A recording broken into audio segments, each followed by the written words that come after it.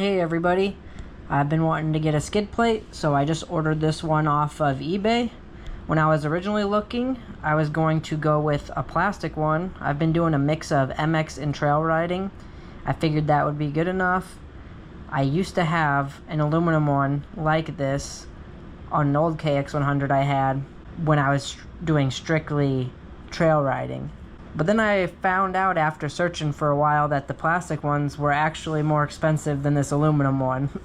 I was able to find this one on eBay for maybe around $70. They had a 5% off and then a $10 off if you made an in-app purchase. So I went with that, and I think I spent right around 60 bucks on this one.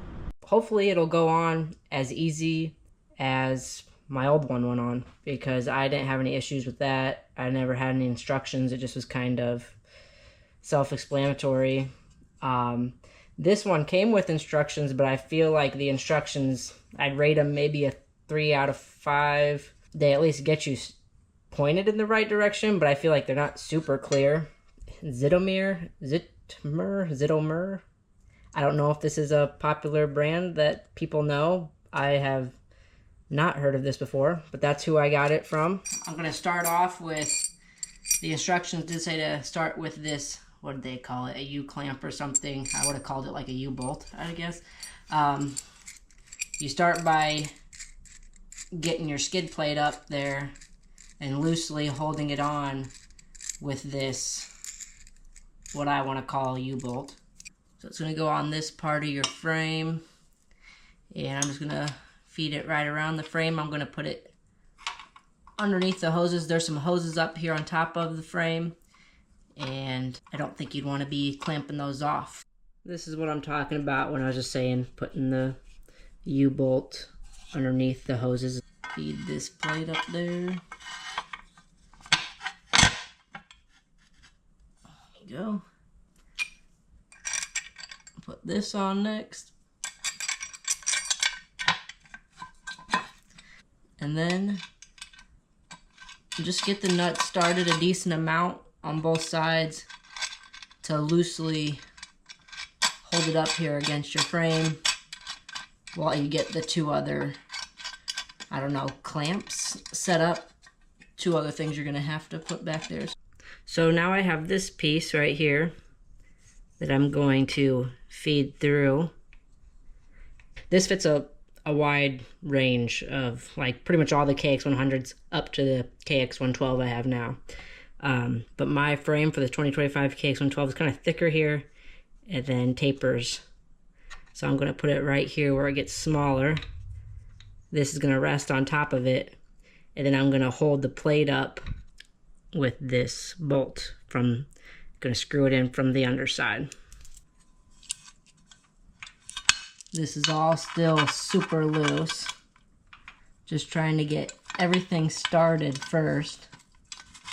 And once you got everything started, you can make sure it's lined up good. And then tighten everything down. Now it's the same thing on the other side.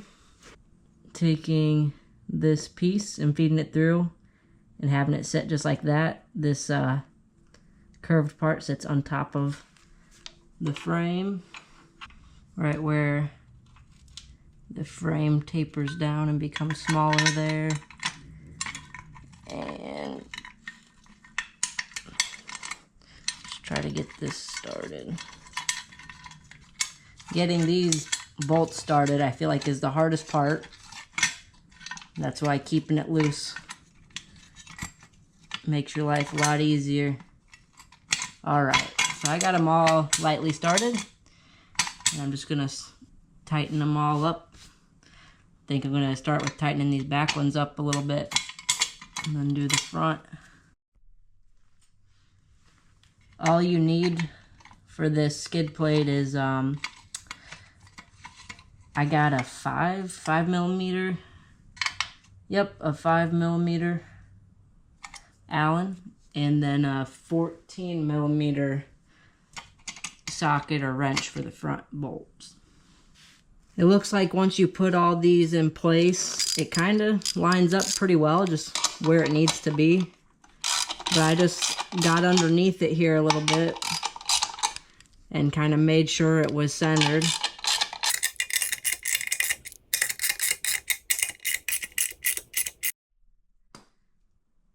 After each of my next rides, I'll probably come down here and double check that these are staying tight too, because I didn't put any kind of Loctite or anything on them. Just tightened them all up snug, and I'm gonna see if they stay in place or if I gotta retighten them or if I should add anything like Loctite. And like I expected, you know, there's a nice hole in this skid plate, just like my last one, where you can get to your drain bolt there. You don't have to worry about not being able to access that. There's a side view if you're wanting to see what it looks like on the bike.